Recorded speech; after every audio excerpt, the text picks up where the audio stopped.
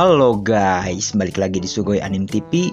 Kembali aku akan melanjutkan alur cerita Kampione part yang terakhir. Sebelum kita mulai, jangan lupa like, komen, subscribe, dan aktifin loncengnya. So, tanpa berbasa-basi lagi, kita langsung ke alur ceritanya.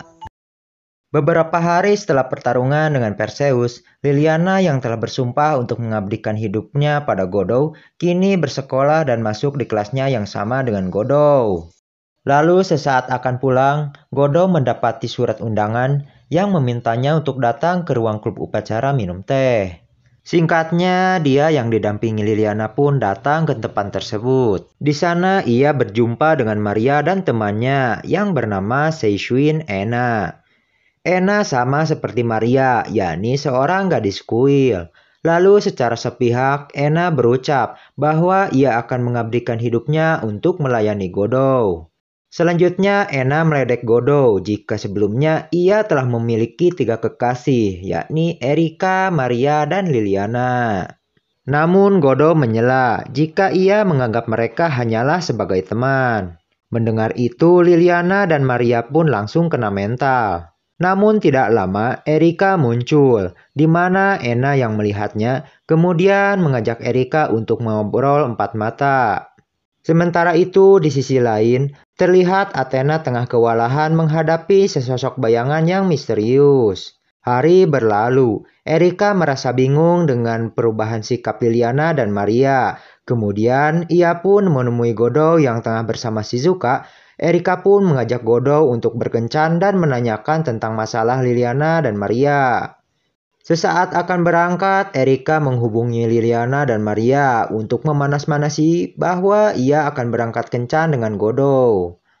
Singkatnya, Erika dan Godot pun berangkat kencan, di mana mereka jalan-jalan dan makan-makan. Sementara di sisi lain, Liliana mencemaskan Erika yang akan semakin dekat dengan Godot. Namun Maria mencoba menenangkan. Walaupun Godot menganggap mereka hanya sebagai teman, namun Maria merasa jika ia dan Liliana adalah orang-orang yang berharga bagi Godot, sampai ia rela mempertaruhkan nyawanya demi melindungi mereka. Kembali pada Godot dan Erika, saat enak berduaan, Ena muncul, di mana tujuannya ke sana untuk menepati janji bertarung dengan Erika yang sudah mereka sepakati di obrolan kemarin. Kemudian mereka pun bertarung dengan alasan untuk memperebutkan Godot. Godot yang mendengar itu langsung menghentikan mereka, di mana ia tidak ingin ada yang terluka. Tidak lama muncul lubang hitam yang menghisap Godot ke dalamnya. Ena menjelaskan pada Erika bahwa itu ulah kakeknya yang tinggal di dunia gaib dalam lubang tersebut. Kakek Ena bernama Haya Susanon wo no Mikoto, sementara pedang yang Ena pakai merupakan sebuah pusaka suci bernama Amano Murakumo. Sesaat lubang itu akan menghilang, Erika dan Ena pun menyusul Godot masuk ke sana. Sementara itu di rumah, Shizuka tengah mengkhawatirkan sang kakak yang belum pulang. Namun tiba-tiba ia dikejutkan oleh seorang gadis yang jatuh dari atap rumahnya. Rupanya gadis tersebut ialah Athena yang menanyakan keberadaan Godot.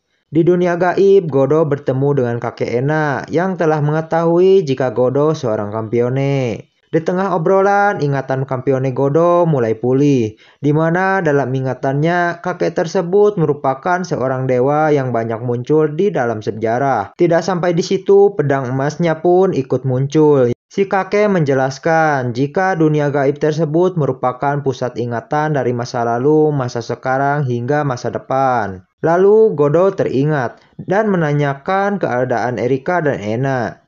Lalu si kakek pun memperlihatkan keadaan mereka, di mana terlihat Erika sedang dalam bahaya karena Ena membiarkan dirinya dikuasai oleh pedang Amano Murakumo.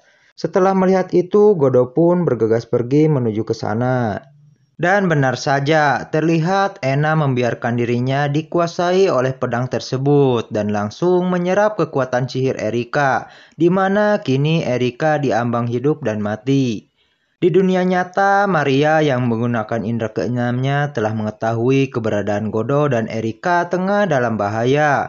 Untuk menuju ke sana memerlukan portal sihir, di mana untuk membuatnya memerlukan beberapa bahan, namun Liliana tidak memilikinya.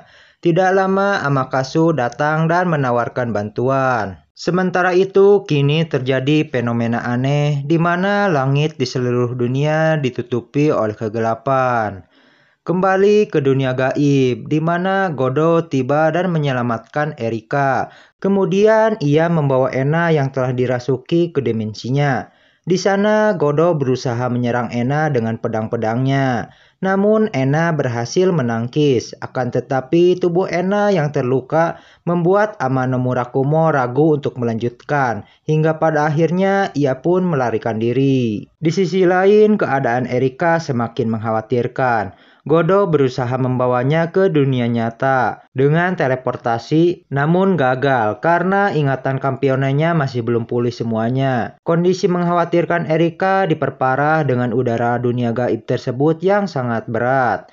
Namun Godo yang tidak membiarkan Erika mati, kemudian pada akhirnya ia membangkitkan kesaktian sang anak remaja dan langsung mengalirkan energi sihirnya pada Erika sehingga ia pun pulih kembali. Tidak lama Amano Murakumo yang berubah ke wujud aslinya muncul dan langsung menyerang Godo dan Erika. Namun Erika berhasil menahan, sementara Godo menyelamatkan Ena yang berada di kepalanya. Setelah berhasil menyelamatkan Ena, tiba-tiba terlihat dimensinya retak lalu hancur. Godo dan yang lainnya pun seketika itu kembali ke dunia nyata. Liliana dan Maria pun berada di sana. Sementara Amano Murakumo dihisap oleh Dewi Metis. Metis merupakan ibu dari Athena atau Athena yang lain.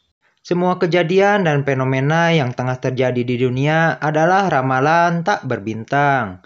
Tidak lama Metis menyerang Godo, namun Athena berhasil menyelamatkannya. Erika kemudian menyuruh Godo membawa Athena pergi dari sana, karena jika Metis berhasil menelan Athena, maka dunia akan berakhir. Sementara itu, Erika, Liliana, Maria, dan Ena akan menahan Metis di sana. Singkatnya, Godo pun membawa Athena pergi bersama Amakase dan Ariana. Tempat yang akan mereka tuju ialah titik energi terbesar di Jepang, yakni Gunung Fuji, di mana di sana terdapat sebuah kuil yang dilindungi oleh energi spiritual sehingga bisa sedikit menyembunyikan keberadaan mereka. Athena sekarang hilang ingatan. Itu disebabkan oleh sisi lain Athena yang bersemayam di Gorgoneon. Sejak Athena terpisah dengan Gorgoneon, semua ingatan dan kesaktiannya berpindah pada Gorgoneon yang kini berwujud Metis. Sementara itu, Erika dan yang lain tengah berjuang dan bertarung dengan Metis. Namun Metis terlalu kuat sehingga Erika dan yang lain tidak bisa menahannya menuju tempat Godo. Dan benar saja, dengan sekejap Metis pun berhasil menemukan tempat Godo dan langsung melancarkan serangannya. Namun Godo berhasil menghindarinya.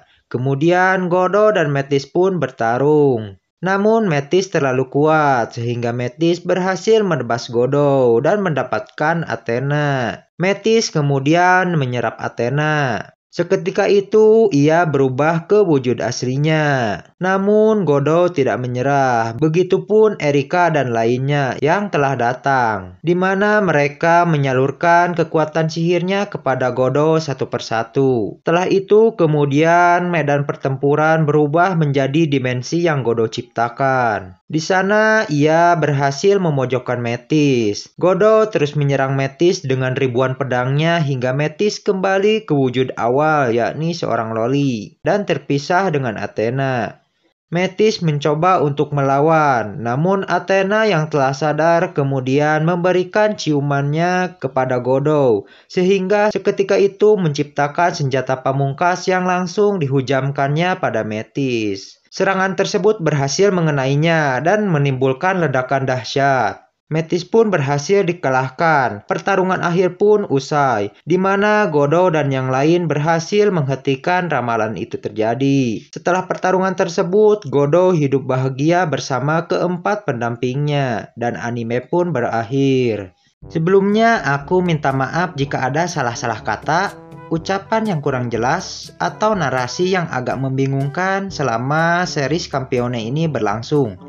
Untuk kedepannya, aku akan memperbaiki itu. Jika kalian punya saran atau masukan ataupun kritik, tulis di komentar ya guys. Cukup sekian dari aku, dan sampai jumpa di alur cerita anime berikutnya.